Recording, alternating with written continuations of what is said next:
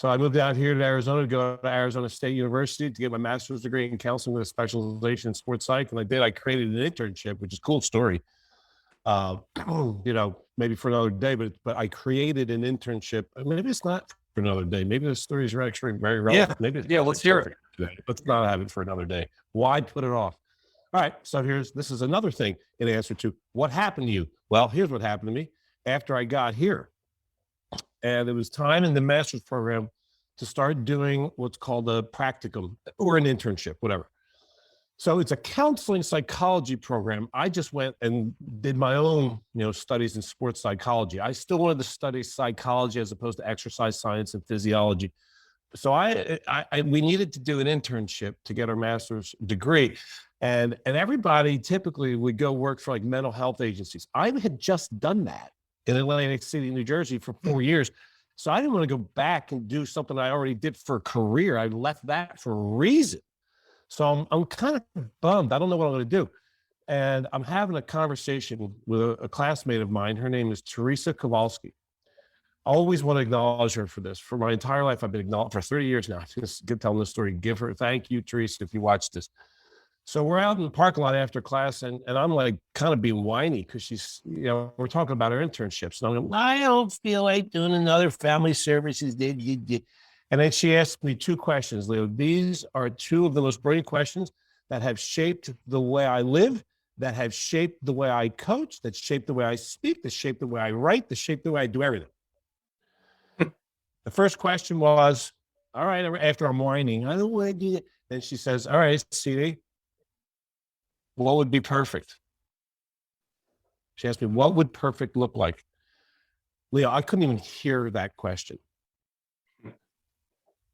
And I started asking her clarification questions because I'm stuck in small. Yeah. I'm stuck. So they had given out like some list of like a menu at a restaurant, a list of like available internships. And they're all like, Jewish Family Service or like Phoenix Family Service or Children's this and that. And I'm like, none of it. I don't want anything on that menu. Right. So my head's stuck in that. So she goes, well, what would perfect look like? And I hear like, what would suck the least? It's a nice, it's a nice Eastern way Philly to think about that question, right? What would be the least sucky? And she goes, no, seriously, like, what would be the best case scenario? I'm going, you mean like in an unrealistic world? She's like, geez, CD, yes, that's what I said. What would be perfect? I'm like, well, all right, well, perfect.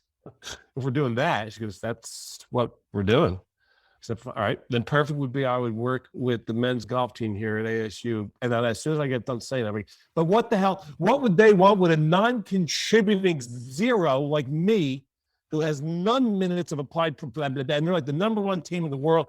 And she goes, simmer. And then she says she drops question number 2, Leo, which was perfect. She goes, why don't you ask? So simple, right? And I said, well, and I replied, oh, you're so pretty. This is D1, T. This is like, they're the best golf team in the world. And the women's team is the best women's team in the world. So they're like the powerhouse. They're like, and I'm going into like, why would they want with me? And she's just waiting for me to get done with my stupid rant. And then she stands there. She's just staring at me. She's standing in the question, holding my feet to the fire, good on her.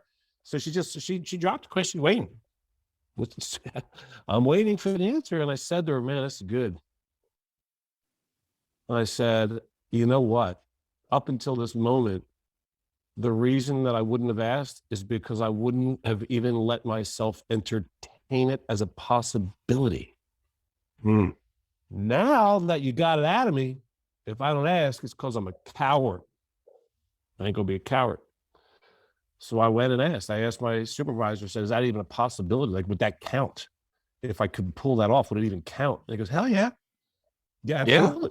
Yeah. It'll count. I just can't be your supervisor. You got to go find somebody with a licensed PhD who's done applied work with golf and sports psych. You got to find that. And you got to get the coach to say, yeah. I'm like, so you're saying I got a chance? I get a meeting with Coach Randy Line. I'm so nervous, Liam. I'm walking through the athletic department.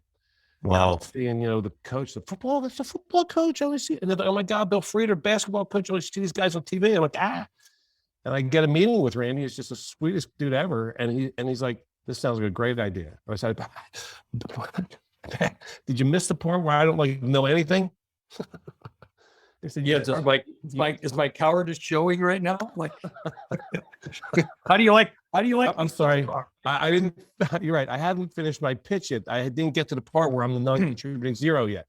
But he said, yeah, you can start with the freshman. If it goes well, then we'll let you, we'll release you to work with the old team. I'm like, I can't even believe how easy that was. I'm walking out there going, you got to be kidding me.